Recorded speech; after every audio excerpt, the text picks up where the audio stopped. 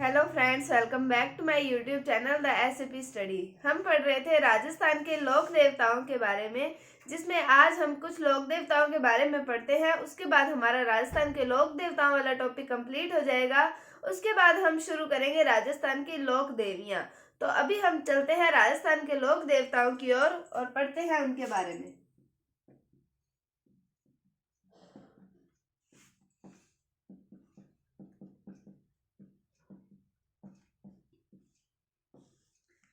तो राजस्थान के लोक देवताओं में हम अब जिन लोक देवताओं के बारे में पढ़ते हैं उनका नाम आता है डूंगर जी, जवाहर जी।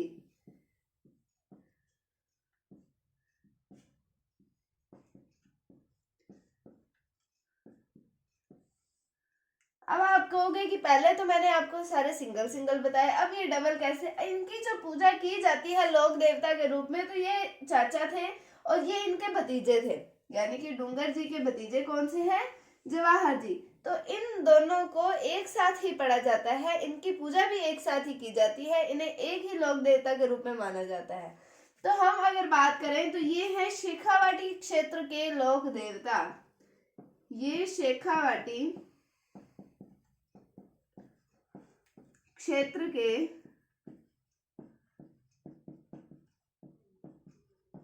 लोक देवता है और इनका संबंध एक गांव से आता है जिसका नाम आता है बठोट पाटोदा। तो इनका संबंध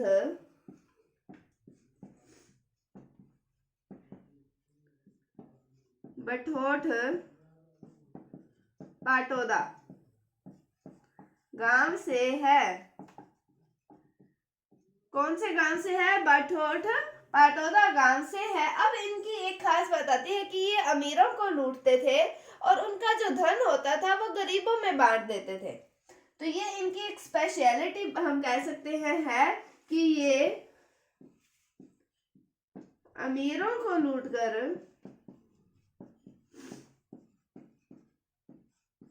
उनका धन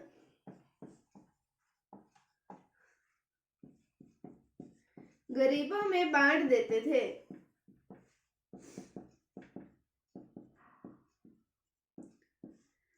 अब फिर हम बात करें कि एक बार डूंगर जी को कर लिया अंग्रेजों ने गिरफ्तार और गिरफ्तार करके इनको डाल दिया आगरा की जेल के अंदर।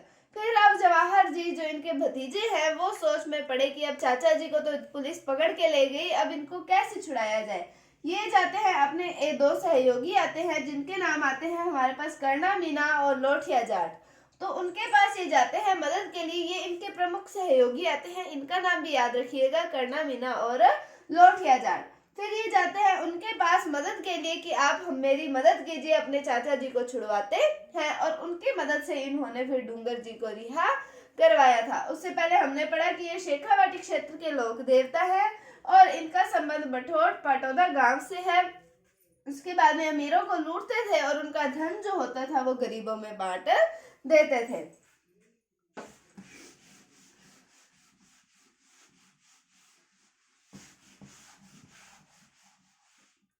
उसके बाद हम बात करें कि डूंगर जी को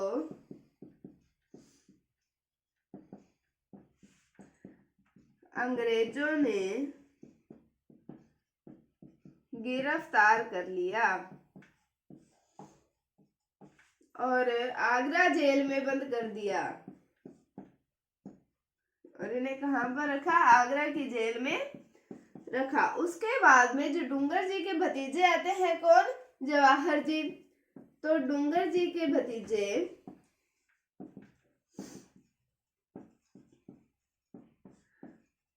जवाहर जी अपने दो प्रमुख सहयोगी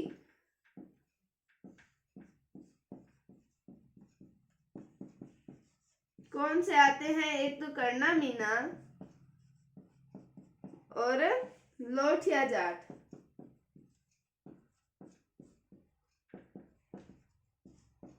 की मदद से रिहा करवाया। तो हमने क्या पढ़ा कि डूंगर जी जो थे इन्हें अंग्रेज ले गए थे, गिरफ्तार कर लिया था और इन्हें आगरा की जेल में रखा था। उसके बाद में इनके जो भतीजे आते हैं जवाहर जी, वो अपने दो प्रमुख सहयोगी, कौन कौन से नाम क्या आते हैं उनके, कर्णा मीणा और लोठिया जाट, इन दो के नाम मेन आते हैं जो इनसे संबंधित है। किनसे? डूंगर जी और जवाहर जी से। तो वो इनकी मदद से अपने चाचा को, जो डूंगर जी को, रिहा करवा देते हैं। आप ये याद रखिएगा इनमें से चाचा कौन है और भतीजा कौन है। तो डूंगर जी जो है वो है चाचा और जो जवाहर जी है ये है इनके भतीजे।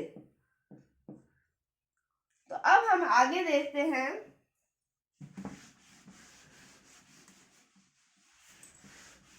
अब मैंने आपको बताया कि ये अमीरों का धन लूटकर गरीबों में बांट देते थे, मतलब इन्हें लूटपाट करने का शौक था एक तरीके से। हालांकि मदद करते थे, हम इसको ले सकते हैं एक तरीके से कि इन्हें लूटपाट का शौक था। फिर ये एक बार नसीराबाद छावनी को लूटते हैं। फिर अंग्रेज इनके पीछे पड़ते हैं इनको पकड़ने के लिए, लेकिन वो इन्हें पकड़ने में असमर्थ रहते हैं। और उस समय हमसे पूछा जाए कि राजस्थान का एजीजी यानी कि एजेंट टू गवर्नर जनरल कौन था, तो वो था सदरलैंड। कौन था? सदरलैंड। तो अब हम बात करते हैं, इन्होंने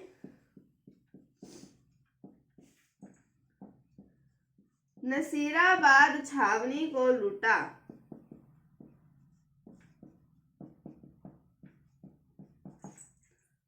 फिर हम बात करें कि अंग्रेजों ने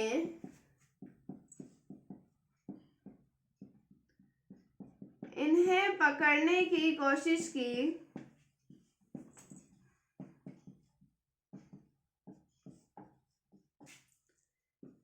लेकिन वे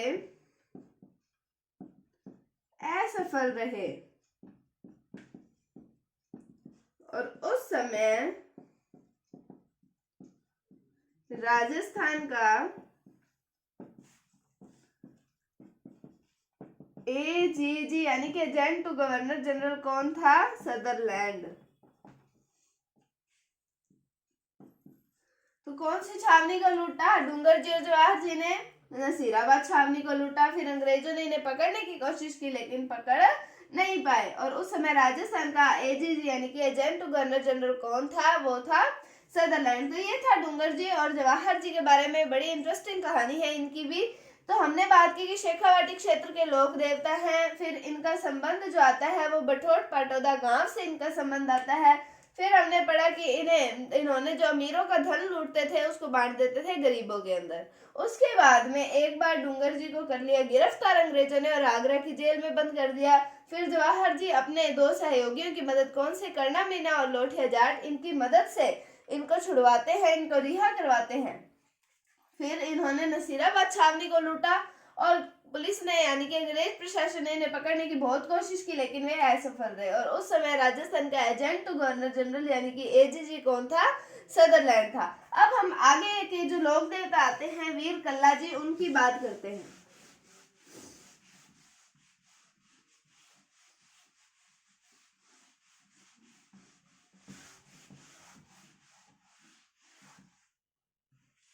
वीर कल्ला जी के बारे में तो मोस्टली आप लोग सब जानते ही होंगे। इन्हें चार हाथों का लोक देवता कहा जाता है। अभी हम पढ़ते हैं कि क्यों कहा जाता है।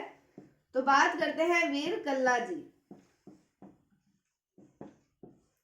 किसकी बात कर रहे हैं हम? वीर कल्ला जी। अब इनके ये चाचा जी का नाम पढ़ते हैं हम, तो उनका नाम आता है जयमल मेड़तिया।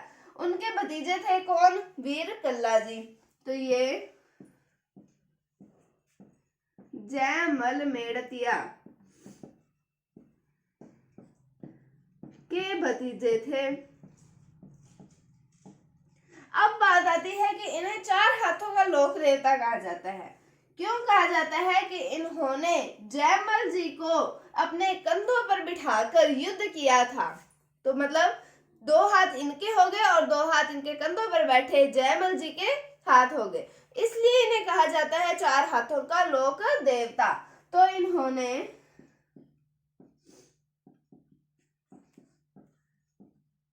जयमल को अपने कंधों पर बैठाकर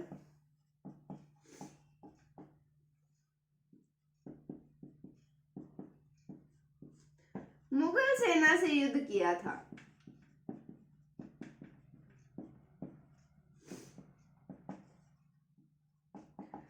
इसलिए इन्हें क्या कहा कहा जाता है 4 हाथों का लोक देवता। ये 4 हाथ के लोक देवता, ये 4 हाथों के लोक देवता।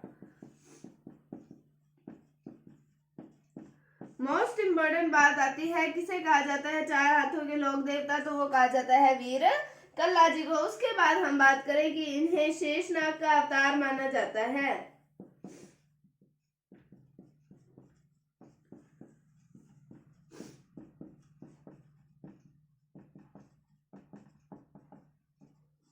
क्या माना जाता है, इन्हें शेषनाग का अवतार जो है वो माना जाता है। हमने बात की कि जयमल मेड़तिया के भतीजे थे कौन, वीर कल्ला जी।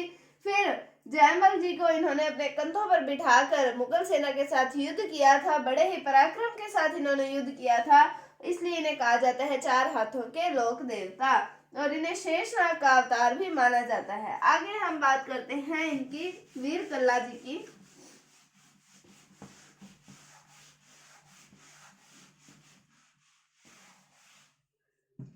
तो हम बात करते हैं इनके गुरु की। तो इनके गुरु का नाम आता है योगी भैरवनाथ। क्या नाम आता है, योगी भैरवनाथ। उसके बाद में हम बात करें इनके मंदिर की, तो इनका मंदिर है डूंगरपुर में। डूंगरपुर में सामलिया क्षेत्र में है। तो इनके गुरु का नाम योगी भैरवनाथ और मंदिर आता है डूंगरपुर में सामलिया क्षेत्र। तो ये था वीर कल्ला जी के बारे में। क्या पढ़ा हमने, जयमल मेड़तिया के भतीजे थे। जयमल जी को अपने कंधों पर बिठाकर इन्होंने मुगल सेना के साथ बहुत पराक्रम के साथ युद्ध किया था, बड़ी अपनी वीरता के साथ वीरता का प्रदर्शन किया था इन दोनों ने ही। तो उसके बाद में हमने बात की कि इन्हें 4 हाथों के लोक देवता कहा जाता है। शेषनाग के अवतार के रूप में इनकी पूजा की जाती है, और इनके गुरु का नाम पढ़ा हमने योगी भैरवनाथ, और मंदिर इनका है डूंगरपुर में सामलिया क्षेत्र में। अब हम आगे बढ़ते हैं, नाम आता है अगले लोक देवता का केसरिया कुंवर जी।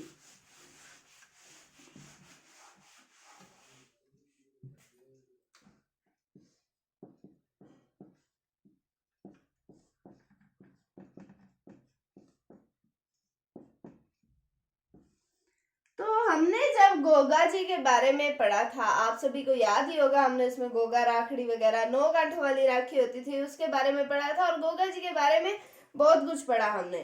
तो गोगा जी के पुत्र आते हैं केसरिया कुंवर जी। तो इनके किनके पुत्र हैं ये, गोगा जी के। तो ये गोगा जी के पुत्र हैं।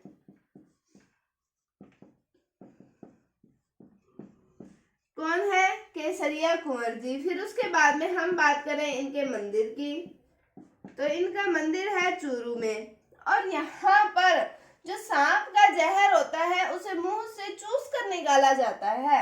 यहाँ सर्प का जहर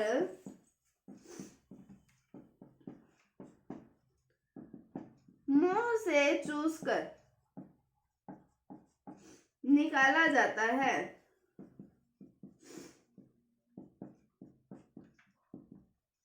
उसके बाद में हम बात करते हैं इनकी ध्वजा की।